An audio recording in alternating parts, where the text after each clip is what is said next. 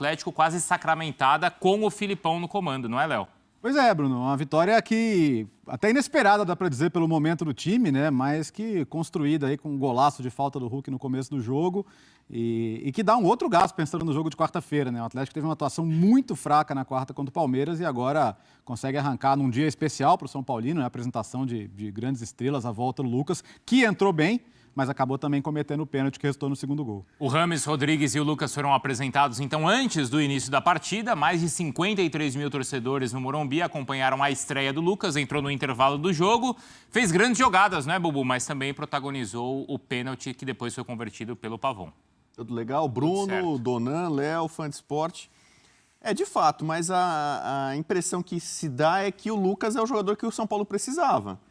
Porque ele arrisca, ele vai para cima, mano a mano, arrancada, foge do normal, do previsível, que é muito esse time do São Paulo, que quase sempre tem o controle do jogo, o domínio do jogo, e não foi o que aconteceu hoje, né? O Galo mais posse de bola, né? E muito sabedor do que estava fazendo em campo, e o São Paulo sem ideias. Quando a bola caía no pé do Lucas, alguma coisa de diferente poderia acontecer, inclusive um pênalti. Agora a partida terminou no Morumbi. O São Paulo vai ter 2 confrontos muito importantes de mata-mata em seu estádio e ele vai precisar marcar contra o Corinthians, antes contra o São Lourenço, e é algo que o São Paulo não fez nesses últimos 2 jogos em casa. Contra o Bahia parou no Marcos Felipe e hoje também, apesar de todo o volume, não fez contra o Galo. Por quê? São 5 jogos sem vencer para o São Paulo. A gente está falando aqui do Filipão ganhou a primeira, o Dorival já não ganha 5. E os últimos 3 jogos o São Paulo não fez gol. Contra o Bahia, no Morumbi, o São Paulo fez uma boa partida, sobretudo no primeiro tempo, criou muitas chances, mas fez uma partida ruim, morosa, muito lento contra o São Lourenço. E hoje também contra o Galo, acho que não conseguiu produzir. Você pode até falar que testou ali uma ou outra situação, o Thales começou no meio campo, mas o São Paulo tinha Luciano, tinha Caleri, que foi a desculpa para não ter vazado o Bahia, né? Então o São Paulo ainda tem muita coisa para ajustar e o São Paulo precisa fazer pelo menos 2 gols contra o São Lourenço e contra o Corinthians para não ir para os pênaltis. Isso. E aí é uma outra situação, né? O Lucas, para muita gente ali, acabou sendo decisivo fazendo um pênalti, só que para mim é uma falha absurda do Rafael. O Hulk, a gente sabe, chuta muito bem, mas não dá para um goleiro profissional tomar um gol de quase 40 metros. Foi muito mal no lance, então para mim é muito mais falha do goleiro do São Paulo do que mérito do Hulk. Mas olha onde o Hulk colocou a bola, Bubu. Não foi no ângulo, não. Não? Não, a bola foi em cima do braço do Rafael. Você olha por trás, a bola não foi na forquilha. Não? Né? Então, por exemplo, se um goleiro profissional, para mim, é quase que inconcebível tomar um gol de quase 40 metros.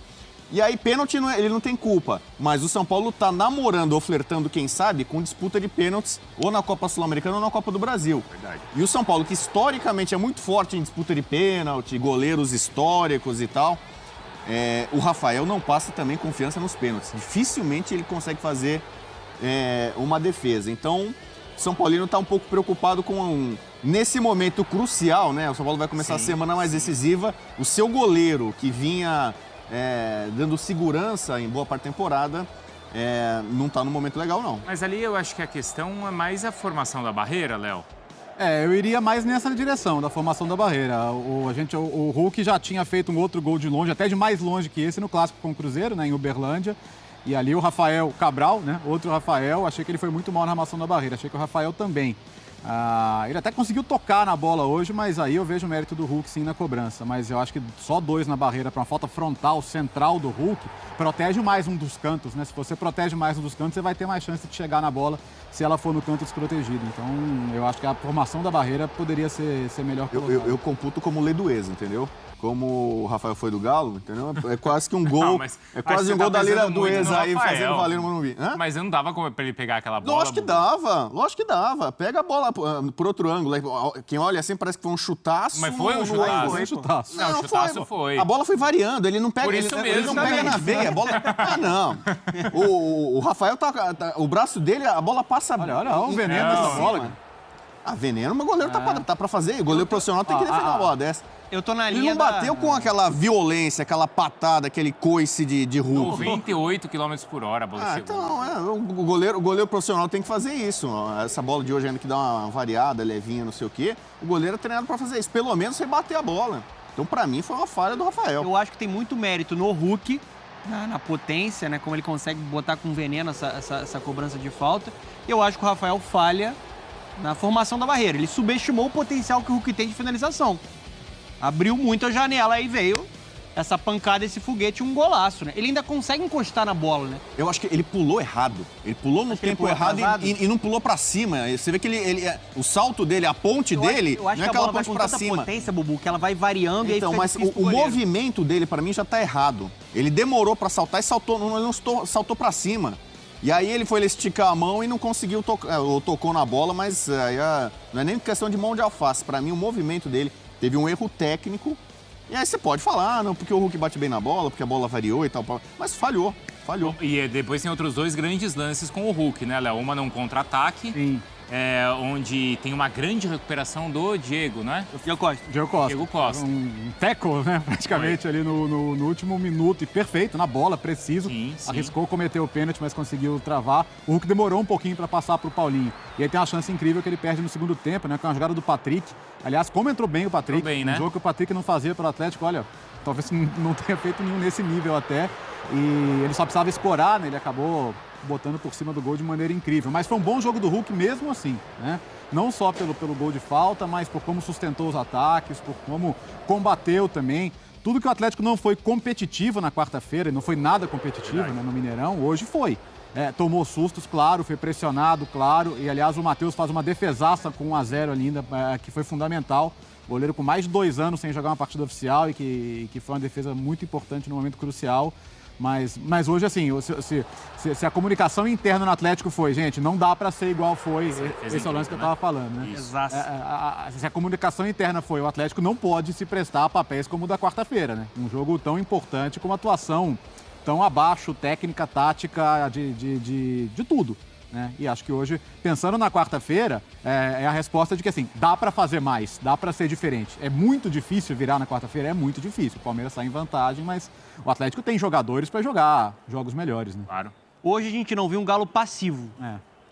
Foi um Galo muito concentrado defensivamente, a postura modificou. O Galo foi muito competitivo sem a bola.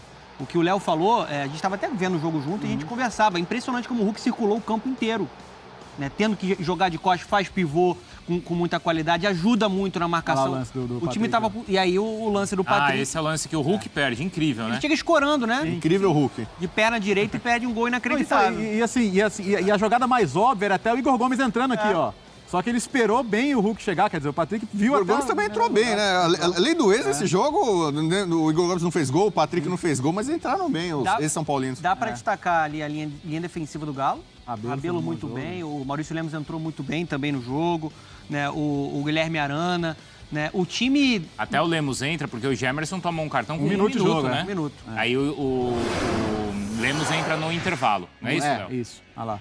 Bom, aí são os gols, desculpa, Dona, mas só pra gente destacar, os gols, então, de falta, é isso, Léo, no Brasileirão? Exatamente. Se a gente, foi o levantamento da Opta e com a nossa equipe também do Data ESPN, o Atlético tem 8, e a gente fala muito de não ter gol de falta no Brasileiro, né? Sim. O Atlético de 2021 pra cá tem 8, e desses 5 são do Hulk, nenhum time tem mais que o Hulk tem sozinho nesse período. Então, são 2 do Johan e 1 do Nacho. O Johan foi titular, hoje foi substituído, e o Nacho, que já não tá mais no Atlético, voltou pro River Plate.